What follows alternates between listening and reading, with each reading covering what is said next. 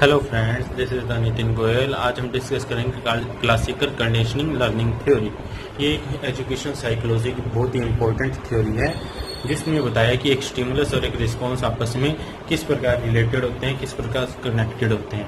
तो चलिए चलते हैं क्लासिकल कंडीशनिंग लर्निंग थ्योरी के साथ। सबसे पहले हम इस थ्योरी की थोड़ी सी हिस्ट्री के बारे में देखते हैं कि किसने बनाई, कैसे बनाई, कब बनाई। तो सबसे पहले इवान पावलोव एक रशियन साइंटिस्ट हुए जिन्होंने इस थ्योरी को बनाया। रशियन साइंटिस्ट हुए जिन्होंने इस थ्योरी को बनाया। इनका मेन काम था कि किसी भी मैमल, किसी भी एनिमल के अंदर किस प्रकार डाइजेशन होता है उसके ऊपर रिसर्च कर रहे थे। तो इनके साथ इस रिसर्च के ऊपर इनके 4 असिस्टेंट भी काम कर रहे थे। तो जब ये थ्योरी बनाई गई उस टाइम ये एक कुत्ते के ऊपर रिसर्च कर रहे थे।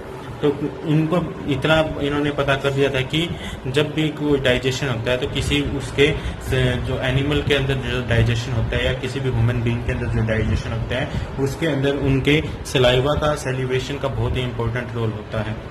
तो इन्होंने रिसर्च की तो एक दिन ये देखा कि जब ये डॉग किसी भी लैब कोट को देखते हैं, लैब कोट मतलब कि लैब के अंदर जो कोट पहने जाते हैं, उन कोट को देखते ही सलाइवा उत्पन्न करने लगता है, मतलब कि सैलिवेशन प्रोसेस स्टार्ट हो जाता है। तो इन्होंने देखा कि आखिरकार ये क्यों कर रहा है, ये डॉग एक कोट को देख के ही सैलिवेशन क्यों स्टार्ट कर देता है। तो इस बात पे उन्होंने रिसर्च स्टार्ट की। तो आगे जाके इन्होंने एक रिसर्च और की, मतलब कि एक घंटी में एक बेल बजाकर इन्होंने बेल को लेकर एक रिसर्च स्टार्ट की, जिससे कि एक ये थ्योरी बनकर सामने आई और इसका बहुत ही अच्छा यूज़ किया गया एजुकेशनल साइकोलॉजी के अंदर। इस थ्योरी को यूज़ करके स्टूडेंट और टीचर की लर्निंग टीचिंग प्रोसेस को बहुत इम्प्रूवमेंट मिली है। ठीक है, और इस काम के लिए इनको नोबेल प्राइज भी मिला 1904, मतलब 1904 में नोबेल प्राइज के साथ सम्मानित किया गया। और देखा जाए तो इनका एक लाइफ साइकिल जो था वो 1849 से 1936 तक का था इनका लाइफ साइकिल। जो इन्होंने थ्योरी दी क्लासिकल कंडीशनिंग थ्योरी, इसको हम respondent conditioning theory, condition reflex theory, condition response theory, Pavlovian conditioning theory के नाम से भी जानते हैं। इन्होंने इस थ्योरी को बनाने के लिए एक ऐसा सेटअप बनाया जैसा कि इस पिक्चर में दिखाया गया है। इन्होंने सबसे पहले एक हार्नेस लिया, उसके अंदर एक कुत्ते को इस प्रकार सेट किया कि वो कुत्ता हिल ना सके, डोल ना सके। तो कुत्ते के आगे के फेस की साइड में एक ऑब्जर्वेशन शील्ड थी, ऑब्जर्वेशन स्क्रीन थी, जिससे कुत्ते को ऑब्जर्व किया जा सके। कुत्ते के मुंह में एक पाइपलाइन, एक ट्यूब को इस प्रकार सेटअप किया गया था कि जब भी वो कुत्ता सलाइवा उत्पन्न करे, सैलिवेशन प्रोसेस हो, तो उसके मुंह से वो सलाइवा जो है उस पाइपलाइन के थ्रू इस वेसल में यहाँ इकट्ठा हो सके कि कितने सलाइवा इसने बनाया। और एक बाउल रखा गया जिसमें कुत्ते को बार बार में खाना दिया जाता था। तो ये पूरा सेटअप बनाया गया था इस रिसर्च को करने के लिए। ठीक है, तो देखा जाए तो इस क्लासिकल कंडीशनिंग थ्योरी के अंदर 3 स्टेजेस हुए। एक number 1 before conditioning, number 2 during conditioning, number 3 and last after conditioning. तो सबसे पहले बिफोर कंडीशनिंग के बारे में जानते हैं। बिफोर कंडीशनिंग में क्या हुआ? बिफोर कंडीशनिंग में एक चीज थी कि अनकंडीशन्ड स्टिमुलस। अब पहले तो हम देखते हैं कि अनकंडीशन्ड और कंडीशन्ड क्या होता है। अनकंडीशन्ड का मीनिंग बेसिकली हम देखें तो एक ऑटोमेटिक प्रोसेस या फिर ऑटोमेटिक या फिर नेचुरल प्रोसेस हम कहें तो वो अनकंडीशन्ड के अंदर इंक्लूड होगा। और जो कंडीशन्ड होता है, कंडीशन्ड वो प्रोसेस हो गया जिसको हमने किसी चीज के द्वारा सीखा गया या किसी चीज के द्वारा सिखाया गया, वो कंडीशन्ड प्रोसेस हुआ या कंडीशन्ड स्टिमुलस हुआ। कंडीशन का मीनिंग कि किसी चीज के द्वारा सीखा गया, और अनकंडीशनड होता है जो नेचुरली हमारे अंदर होता है। ठीक है, तो बिफोर कंडीशनिंग के अंदर सबसे पहले था अनकंडीशनड स्टिमुलस। जो कुत्ते के सामने भोजन लाया गया था तो उसका अनकंडीशनड रिस्पॉन्स आता था। मतलब कि जैसे ही कुत्ते के सामने भोजन रखा जाता था उसके जो भी वो खाता था वो रखा जाता था तो उसके मुंह से लार आने लगती थी। तो ये कुछ सिखाने वाली बात नहीं है कि कुत्ते को कि खाना सामने आए तो उसको लार टपकानी है। ये एक नेचुरल प्रोसेस था कि जैसे ही भोजन उसके सामने आएगा उसके मुंह से सलाइवा उत्पन्न होगा। ठीक है, और बिफोर कंडीशनिंग की स्टेज में ही एक स्टिमुलस हमने लिया न्यूट्रल स्टिमुलस, मतलब कि जिसका नॉर्मली कुत्ते के ऊपर कोई इफेक्ट नहीं पड़ता, न्यूट्रल इफेक्ट पड़ता है। मतलब कि जब भी वो स्टिमुलस उसके सामने आया, उसके सामने यूज किया गया, तो कुत्ते की तरफ से नो रिस्पॉन्स आया, मतलब कि कोई रिस्पॉन्स नहीं आया, तो न्यूट्रल स्टिमुलस था। ठीक है। सेकंड स्टेज थी ड्यूरिंग कंडीशनिंग, मतलब कि कंडीशनिंग जब की जा रही थी, कुत्ते की कंडीशनिंग की जा रही थी, तो उस टाइम हमने क्या किया, जो हमारा अनकंडीशन स्टिमुलस था, जो हमारे कुत्ते का भोजन था, और एक न्यूट्रल स्टिमुलस था जो कि बेल थी, इन दोनों का एसोसिएशन किया गया। यहाँ जो ड्यूरिंग कंडीशनिंग वाला जो स्टेज है, इसके अंदर हमने दो चीज अपनाई, association plus repetition. Okay, association का मीनिंग है कि हमने दो चीजों को आपस में जोड़ दिया, अनकंडीशन स्टिमुलस और न्यूट्रल स्टिमुलस, इन दोनों को आपस में जोड़ दिया। हमने क्या किया कि जो न्यूट्रल स्टिमुलस हमारी बैल थी, उसको हमने पहले बजाया, और उसके जस्ट बाद हम कुत्ते को सामने भोजन देते थे, मतलब कि बैल बजाई भोजन मिला, बैल बजाई कुत्ते को भोजन मिला। तो इससे जब भी ये ड्यूरिंग कंडीशनिंग हमने ये दोनों चीज इकट्ठे करते थे, तो कुत्ते के मुंह से लार आने लगती थी, मतलब कि कुत्ते के मुंह से लार आना अनकंडीशनड रिस्पॉन्स था, क्योंकि कुत्ते के ऊपर बैल का कोई असर नहीं हो रहा था, वो सिर्फ और सिर्फ लार किसके लिए टपका रहा था, भोजन के लिए। मगर जैसे जैसे हमने रिपीटेशन की जैसे, तो बार बार में इसने देखा, कुत्ता भी समझ गया कि जिस भी टाइम ये बैल बजती है, उसी टाइम मुझको फूड मिलता है, उसको उसी टाइम भोजन मिलता है। तो ये हो गई उसकी कंडीशनिंग। उसने ये क्या सीखा कि जिस टाइम भी ये बैल बजेगी, उस टाइम मुझे भोजन मिलेगा। तो थर्ड स्टेज आती है आफ्टर कंडीशनिंग। आफ्टर कंडीशनिंग मिलेगी, जब कंडीशनिंग का प्रोसेस पूरा हो गया, तो क्या हुआ, जब हमने जो हमारा न्यूट्रल स्टिमुलस था, आफ्टर कंडीशनिंग के स्टेज में न्यूट्रल स्टिमुलस हमारा चेंज हो जाता है कंडीशनड स्टिमुलस। कंडीशनड स्टिमुलस मतलब कि इस स्टिमुलस को यूज करके हमने कुत्ते को कुछ सिखाया, तो हमारा न्यूट्रल स्टिमुलस था वो हमारा कंडीशनड स्टिमुलस के अंदर चेंज हो गया, कन्वर्ट हो गया। जब भी हमने इस कंडीशनड स्टिमुलस को यूज किया, कुत्ते के सामने यूज किया, तो उसका जो रिस्पॉन्स आया वो क्या आया, कंडीशनड रिस्पॉन्स। मतलब कि जो भी रिस्पॉन्स आ रहा था, मतलब कि पहले क्या हो रहा था बिफोर कंडीशनिंग में, कि जब भी वो खाना देखता था तो उसके मुंह से लार आती थी, और जब खाना बेल बज रही थी उसका नो रिस्पॉन्स होता था। मगर कंडीशनिंग के बाद क्या हुआ, वो बेल बजने के ऊपर भी, बेल की आवाज सुनने के ऊपर भी उसके मुंह से लार आने लगी। ये हमारी कंडीशनिंग हुई। ठीक है, चलते हैं आगे, पढ़ते हैं एलिमेंट्स ऑफ क्लासिकल कंडीशनिंग। जो हमने ये अभी कंडीशनड और अनकंडीशनड पढ़ा, उसके बारे में जानते कि होता क्या है। तो सबसे पहले अनकंडीशनड स्टिमुलस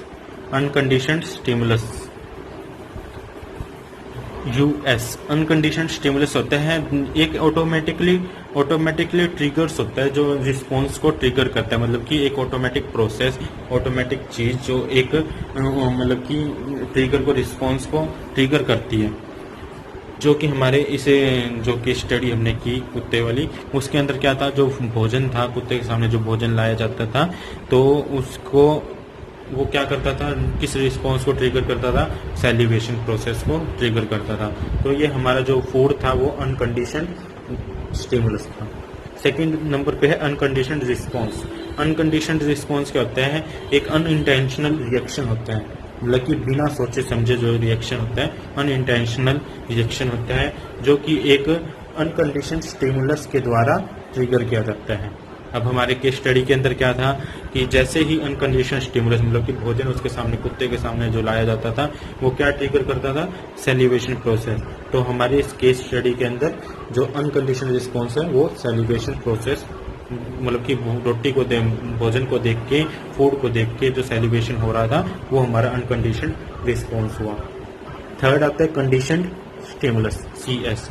कंडीशनड स्टिमुलस क्या होता है, एक न्यूट्रल सिग्नल होता है, मतलब कि जो पहले हमने न्यूट्रल सिग्नल था, उसकी कंडीशनिंग करने के बाद, मतलब कि उस न्यूट्रल सिग्नल को, जिसका पहले कोई इफेक्ट नहीं पड़ता था, तो हम उसकी कंडीशनिंग करते, तो जब वो कंडीशनिंग के बाद जिस चीज में कन्वर्ट हो जाता है और वो किसी भी कंडीशन रिस्पॉन्स को ट्रिगर करने लग जाए, तो वो हमारा कंडीशन स्टिमुलस होगा। जैसे हमारे केस स्टडी के अंदर बैल थी, जो पहले मतलब कि न्यूट्रल सिग्नल थी, मतलब कि पहले जब न्यूट्रल सिग्नल थी तो उसके कुत्ते के ऊपर कोई इफेक्ट नहीं पड़ रहा था, मगर जैसे ही हमने कंडीशनिंग की तो वो न्यूट्रल सिग्नल किसके अंदर चेंज हुआ, कंडीशनड स्टिमुलस के अंदर चेंज हुआ और हमारा इसके बदले में कंडीशन स्टिमुलस के बदले में हमें क्या मिलने लग गया, कंडीशन रिस्पॉन्स। तो लास्ट में हम जानते हैं कंडीशन रिस्पॉन्स क्या होता है। कंडीशन रिस्पॉन्स क्या होता है, एक लर्न रिस्पॉन्स होता है, मतलब कि सीखा गया रिस्पॉन्स है कि हमने उसको सिखाया है, डॉग को हमने सिखाया न्यूट्रल सिग्नल को यूज करके। मतलब कि हमने क्या सिखाया था इसके स्टडी के अंदर कि बेल और खाना को इकट्ठा साथ में लाए तो उसके सलाइवा उत्पन्न होने लगा। तो कुत्ते ने सीखा कि जब भी बेल मिलेगी बजेगी तो मुझे रोटी मिलेगी, मुझे फूड मिलेगा। तो वो उसका हो गया कंडीशन रिस्पॉन्स कि बेल के बजने के ऊपर भी वो सलाइवा उत्पन्न करने लग गया। तो बेल के बजने पर जो सलाइवा उत्पन्न हुई, जो सैलिवेशन प्रोसेस स्टार्ट हुआ, वो हमारा कंडीशन रिस्पॉन्स हुआ। ठीक है, चलिए एक बार और अच्छे से इस प्रोसेस को देख लेते हैं कि क्या हुआ हमारी केस स्टडी के अंदर। तो सबसे पहली स्टेज थी बिफोर कंडीशनिंग। बिफोर कंडीशनिंग के अंदर क्या होता था कि कुत्ते के सामने जैसे ही भोजन को लाया जाता था, फूड को लाया जाता था, अनकंडीशनड स्टिमुलस को लाया जाता था, तो उसके रिस्पॉन्स में हमें क्या मिलता था, अनकंडीशनड रिस्पॉन्स। मतलब कि US के बदले में हमें मिलता था UR, मतलब कि अनकंडीशनड रिस्पॉन्स मिलता था अनकंडीशनड स्टिमुलस के बदले में। ठीक है, और एक था हमारा बिफोर कंडीशनिंग के अंदर न्यूट्रल स्टिमुलस। जो बेल थी, बेल का रिस्पॉन्स क्या आता था, नो रिस्पॉन्स, मतलब कि कोई रिस्पॉन्स हमें नहीं मिलता था। तो इसका क्या हुआ, न्यूट्रल स्टिमुलस का रिस्पॉन्स क्या है, नो रिस्पॉन्स। ठीक है, थर्ड स्टेज आई कि जो ड्यूरिंग कंडीशनिंग थी, कंडीशनिंग के दौरान क्या किया था हमने, बेल जो हमारा न्यूट्रल स्टिमुलस था और जो फूड जो हमारा अनकंडीशनड स्टिमुलस था, इन दोनों को हमने आपस में जोड़ दिया, ऐड कर दिया। ये प्रोसेस क्या कहलाया, एसोसिएशन, कि दो चीजों को आपस में हमने जोड़ दिया तो कुत्ते के सामने हमने प्रस्तुत किया तो वो अनकंडीशनड रिस्पॉन्स मिलने लग गया हमें। मतलब कि अब बेल को बजाया और भोजन दिया तो भोजन को देखते ही वो सलाइवा उत्पन्न करने लग गया, सैलिवेशन करने लग गया। तो ये अनकंडीशनड रिस्पॉन्स था, मतलब कि भोजन को देख के वो रिस्पॉन्स दे रहा था, बेल का कोई असर नहीं हो रहा। मगर एसोसिएशन के बाद जैसे ही एसोसिएशन प्रोसेस को हमने रिपीट किया, बार बार में रिपीट किया, मतलब कि बहुत बार ऐसा हुआ कि हमने बेल बजाई फिर भोजन दिया, बेल बजाई फिर भोजन दिया, बेल बजाई फिर भोजन दिया। तो कुत्ते ने क्या सोचा, कुत्ते ने क्या सीखा कि जब भी ये बेल बजती है, जब भी इसे बेल की आवाज आती है तो मुझे भोजन मिलता है। तो उसने, ये हमारी कंडीशनिंग हो गई, कुत्ते की कंडीशनिंग होगी कि जैसे ही बेल बजेगी तो मुझे भोजन मिलेगा। तो ये कंडीशनिंग प्रोसेस यहाँ पूरा हुआ। तो फोर्थ स्टेज और last stage I after conditioning. Conditioning के बाद क्या हुआ, जैसे ही हमने जो हमारा न्यूट्रल स्टिमुलस था, कंडीशनिंग के प्रोसेस से जो कंडीशनड स्टिमुलस में चेंज हो गया था, कन्वर्ट हो गया था। तो जैसे ही हमने कंडीशनड स्टिमुलस को कुत्ते के सामने किया तो हमारा क्या रिस्पॉन्स आया, कंडीशनड रिस्पॉन्स। मतलब कि जैसे ही हमने बेल बजाई कुत्ते के सामने, सिर्फ और सिर्फ बेल बजाई तो भी कुत्ते ने सलाइवा उत्पन्न किया, सैलिवेशन प्रोसेस किया। पहले क्या था कि सिर्फ रोटी को देखते ही सलाइवा उत्पन्न कर रहा था, अब क्या था, सिर्फ बेल को बजने के ऊपर भी वो सैलिवेशन करने लग गया। तो ये हमारी आफ्टर कंडीशनिंग की स्टेज आई कि कुत्ता अब बेल बजने के बाद सिर्फ बेल बजने पर भी वो रिस्पॉन्स देने लग गया है, कंडीशनड रिस्पॉन्स देने लग गया है। ठीक है, चलिए चलते हैं आगे। अब इस स्टेज के अंदर, इस थ्योरी के अंदर कुछ 5 टर्म्स आई जिनके बारे में हमें जानना चाहिए। एक इम्पोर्टेंट टर्म्स है, एग्जाम में इनके बारे में पूछा जा सकता है। तो सबसे पहले थी एक्विजिशन। एक्विजिशन का मीनिंग होता है किसी चीज को ग्रहण करना। हमारे इसके स्टडी के अंदर क्या हुआ, कुत्ते ने क्या ग्रहण किया, हमने इस कुत्ते को सिखाया कि बेल बजने के बाद उसको भोजन मिलेगा। कुत्ते ने सीखा कि जैसे ही बेल की आवाज आएगी मुझे उसके बाद खाना मिलेगा, भोजन मिलेगा ही, मेरा फूड आएगा। तो ये प्रोसेस क्या थी, एक्विजिशन, किसी चीज को ग्रहण करना, किसी चीज को सीखना। ठीक है, सेकंड थी जनरलाइजेशन। जनरलाइजेशन का मीनिंग है कि अभी तक कुत्ते को ये प्रोसेस समझ नहीं आया था कि उसकी जो फूड वाली बेल कौन सी थी और नॉर्मल बेल कौन सी थी। मतलब कि वो किसी भी बेल की आवाज पे सलाइवा उत्पन्न करने लग जाता है, तो वो जनरलाइजेशन की स्टेज है।